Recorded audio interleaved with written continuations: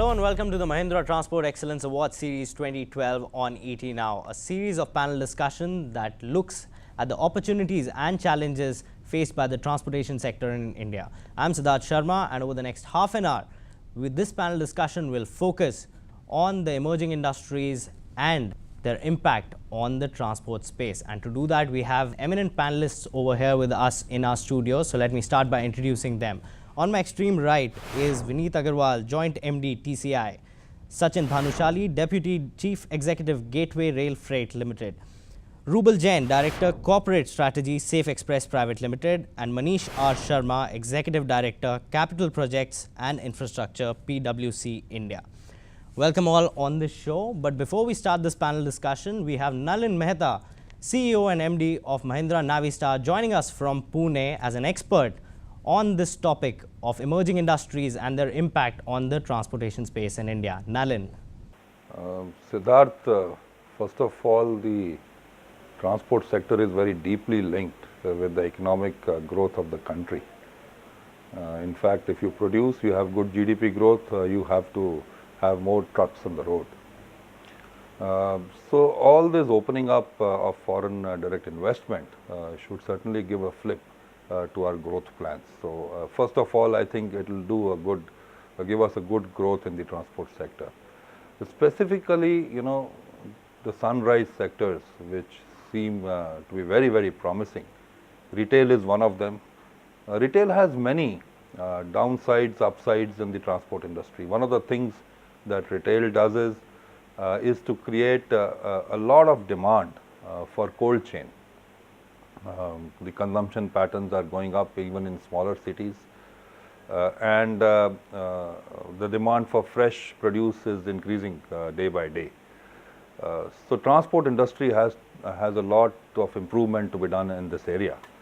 The other sector that really helps us is the construction and ports, as well as the international trade. Very deeply linked to the transport industry, especially tippers as well as cargo. And I believe that foreign direct investment in these areas will bring in a sea change in how our industry looks like. Thanks, Nalin, for joining us. So, gentlemen, let's start this discussion. What are the opportunities and trends in key customer areas such as steel, cement, automotive, cold chain, and even retail? Vineet, if we can start with you. All the industries have a direct correlation to GDP growth. And as we can see, though GDP growth might have slowed down this year, but all of these industries will correlatedly grow as fast as GDP, if not faster. So, for example, the auto sector is growing at much stronger pace than the other industries. So, we would see a lot of traction there, we would see a lot of demand coming in, and the need for transportation will be always needed. Sachin, I think the trends of globalization have resulted into a lot of international practices being brought into India in the dry bulk as well as liquid bulk space. One of the problems that the road transportation segment in India faces is that it is largely an unorganized sector. So getting them to come under a single cover for providing an IT-enabled, track and trace-enabled service is going to be slightly difficult. But I think things are moving in the right direction on that front as well. But Manish, we see a lot of companies have that IT-enabled, system in place. The large fleet operators have already got their Petro cards as well as the GPS, GPRS-enabled track and trace facilities.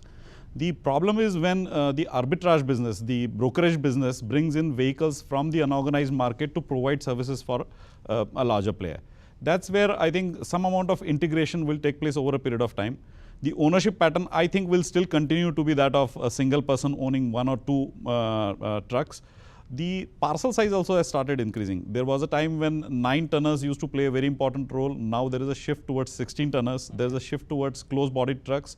There is also a great shift towards intermodal transportation, wherein the first mile and the last mile is taken care of in containerized form, whereas from hub to hub, the movement is done by way of rail transportation. All right, Rubal, your thoughts on... So I think given that manufacturing is becoming more and more efficient and competitive, and the customer is very price sensitive, so he's going to buy at the cheapest price available. The real margin that companies are now going to see is going to come from supply chain efficiency. and trucking transportation and all sorts of transportation is a part of that. But I think it bodes well for this industry as a whole. Manish, your thoughts? So let's look at the problem in perspective. Clearly, you are seeing certain trends emerging. GDP growing, doubling in next 10 years. Crude steel production quadrupling in the next by 2030. Retail, which is today around 5%, organized retail, which is around 5%, growing to around 25% in the next 10 years. All of these will create a huge amount of demand for road and last mile logistics. Clearly, the message for the sector is that you need to move away from the fragmented small base to large service offerings, superior trucks, okay, integration with other modes of transport. So there are a whole host of issues which need to be addressed, right from the way the industry is organized, to the way the legislation is enabling it, to the way the infrastructure is going to keep pace with it. All right, as Manish pointed out, a lot of clusters have to come together and work it out. So Sachin, can the current practices and the performance levels of the Indian transport sector, support their requirements, the customer requirements right now? Because many of these customers are very global in outlook. There are two steps involved in this. First is you become compliant and then you also integrate it. As far as the compliance part of it is concerned, I think most of the large fleet owners as well as intermodal service providers like us have started moving in the direction of being compliant on the ecological norms, on the track and trace norms, on IT enabled tagging of all the cargo which is carried in the trucks as well as containers.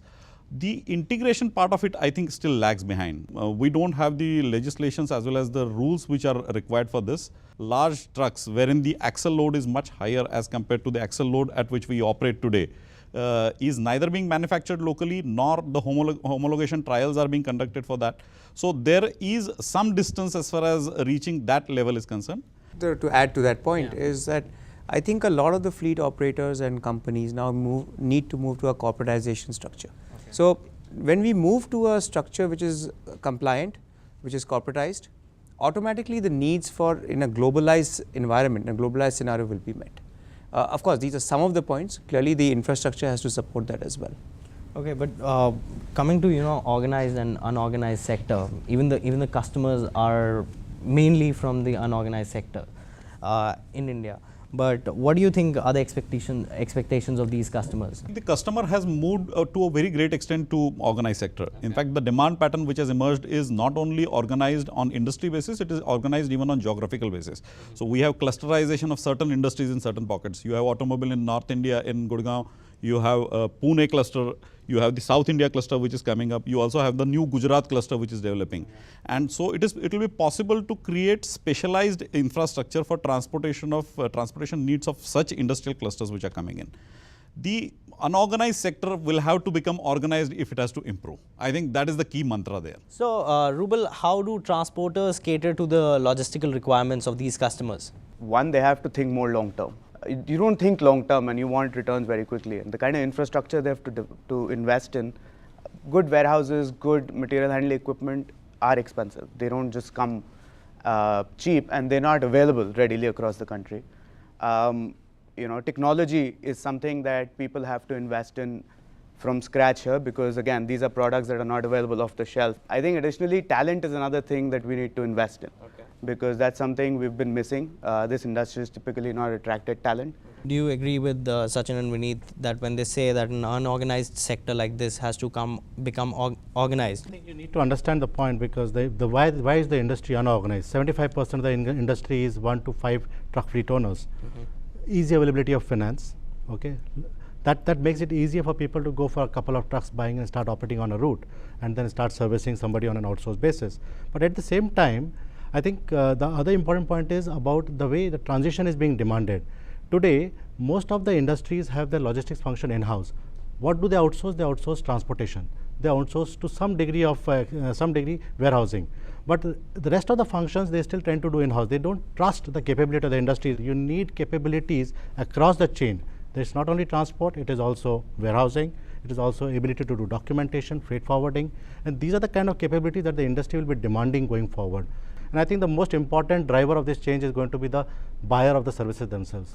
All right, but Vineet, tell us, the present fleet of vehicles that are available to all the transporters and logistical companies here in India. Do you think they are, capable enough to cater to the needs of the clients and, the logistic companies as well? No, it's a combination. I think, globally, if you see, there are companies that do provide certain amount of applications that is custom from the factory. And there are some specialized operators and companies that make these applications. So Manish, how do you think, all these logistic companies can come together or, come to a solution that makes them one-stop shop for logistical requirements to all the customers that are present in India right now? Our unorganized players today are offering their trucks on a sourcing basis to intermediaries who provide it to customers. There has been concepts of a fleet exchange being propounded, but fleet exchange requires information to be provided to it. These kind of unorganized players cannot provide information to the fleet exchange, which gives visibility. We need to look at it that unorganized players will ultimately need to look at consolidation, and they have to move away in terms of the service offering. The service offering can no longer be just transport. It has to move from being beyond transport.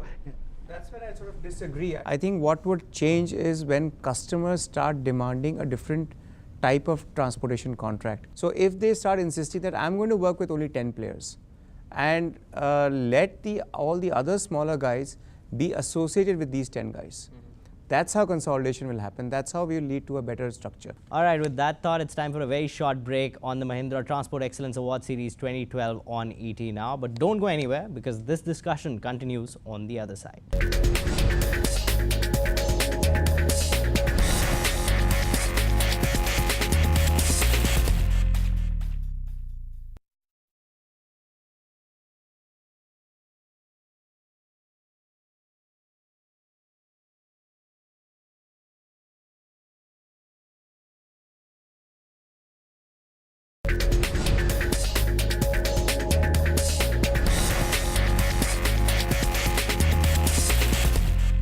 Welcome back. You're watching the Mahindra Transport Excellence Award Series 2012 on ET Now, a series of panel discussion that looks at the opportunities and challenges faced by the transportation sector in India.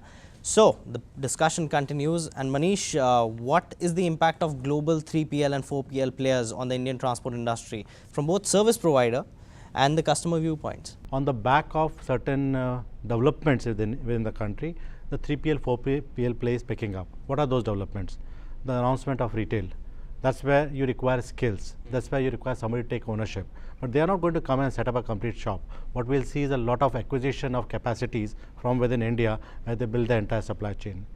I think that from a customer's perspective, especially from a retail perspective, it's very important because the kind of skills required for doing the entire delivery system, managing the entire distribution delivery system for retail, you require a very high degree of capability of the individuals who are employed in that trade, as well as the kind of facilities that they deploy. On its own, the domestic market had not evolved to a maturity, but with retail, that maturity will be placed into the market, which will demand that more and more skills are brought in, whether grown within the setup or whether borrowed from outside, either by way of acquisition, alliance, or etc.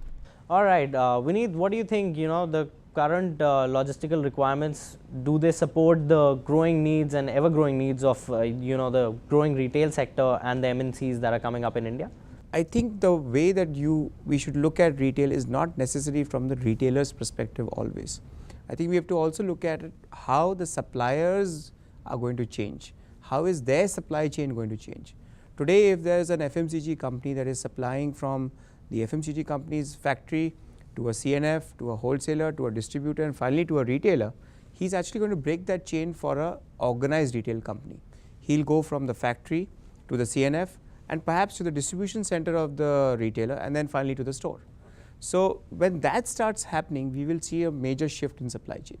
So I think a lot of companies are not yet prepared to handle that, and that too not just from the logistics perspective, provider's perspective, but also from the company's perspectives. The retail costs are so high, rental costs are so high that you can actually not store anything in the shop. You will have to make daily deliveries. You have to perhaps make deliveries 3 times a day. Okay. So these kind of impact in terms of the overall supply chain will be far-reaching. You know, perishable items that are being transported, you know, a lot of people are coming up with, a lot of logistic companies are coming up with cold storage options. Still, you know, there are instances when, you know, the goods arrive damaged or, you know, non-consumable. So what do you think, you know, the blame lies with the logistics part of it, and how does even There the will insurance? always be an element of damaged or pilferage goods, or at least the container being damaged, the packaging being damaged.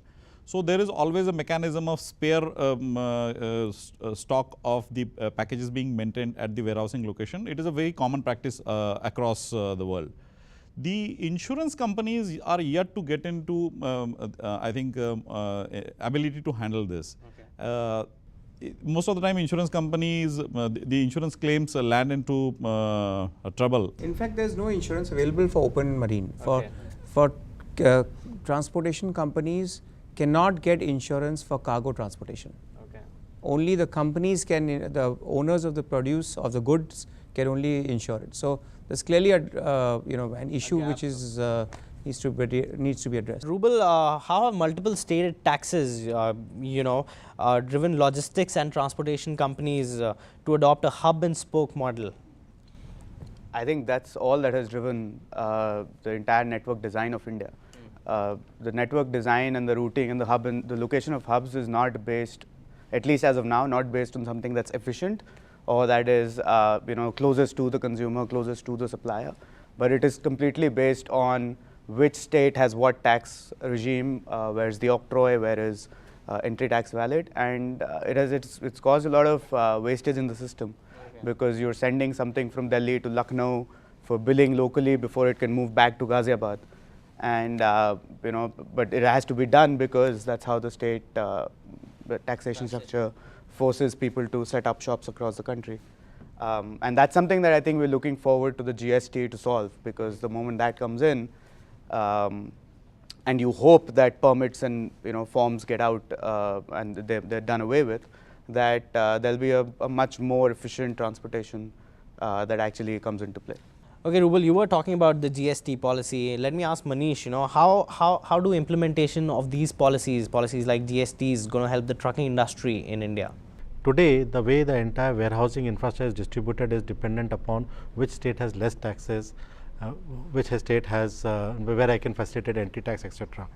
Once the GST comes in, then these smaller warehouses or godowns, glorified godowns, they'll disappear. What we'll see is large number of large warehouses located at distinct locations from where they can supply large industrial consuming or distributing towns. Now, as this happens, you'll probably also see a lot of intermodal movement, and that's where players like Sachin's company will become important, because they will do the long distance haulage, and the last mile movement from the node will happen mostly through trucks. So we'll see a lot of interplay happening between the trucking companies and the rail movement, and that's where we'll see some dramatic change happening, because it is going to be more efficient, it's going to be much more cleaner, and it's also going to result into a kind of alliance building between the truckers and the rail service providers, which will see which has going to have a lot of manifestations for the market. With that thought, it's time for another short break on the Mahindra Transport Excellence Award Series 2012 on ET Now. But don't go anywhere, because this discussion continues on the other side.